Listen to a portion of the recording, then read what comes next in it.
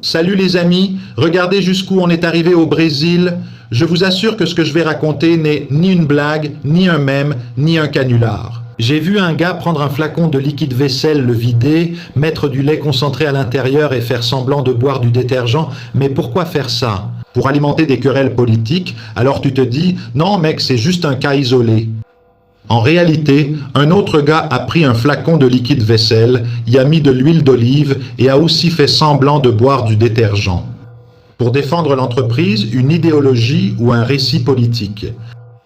Regarde le délire collectif dans lequel on vit. Il y a là quelque chose de très grave. Ces gars-là savent qu'on ne peut pas boire du détergent.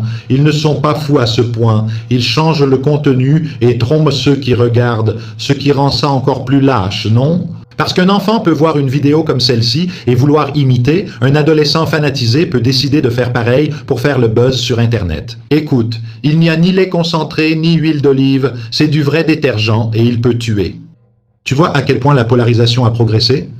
Ce n'est plus une discussion politique, ce n'est plus une différence d'idées, ce n'est plus un débat sur l'économie, sur la sécurité, sur les impôts, sur la santé. Maintenant, les gens sont prêts à se ridiculiser, à mettre leur propre vie en danger et même à encourager des comportements dangereux chez les autres. En raison de la politique, je vais dire une chose que beaucoup refusent d'accepter. La polarisation persiste et le centre politique a presque disparu. La fameuse troisième voie est devenue une légende urbaine. Chaque année, on en parle comme du chupacabra, elle va apparaître, mais elle n'apparaît jamais. Le Brésil devient de plus en plus semblable aux États-Unis. Deux blocs qui se détestent se voient comme des ennemis mortels, comme si l'autre camp représentait une menace existentielle. Le pire, c'est que la science, la technique et les faits passent peu à peu au second plan. Quand un scientifique s'exprime, on ne se demande plus si c'est vrai, mais s'il est de gauche ou de droite. Si un journaliste donne une information, la question n'est plus de savoir si l'information est correcte, c'est pour qui il vote. La société commence à perdre la capacité d'accepter l'existence de choses neutres et de ce qui est différent.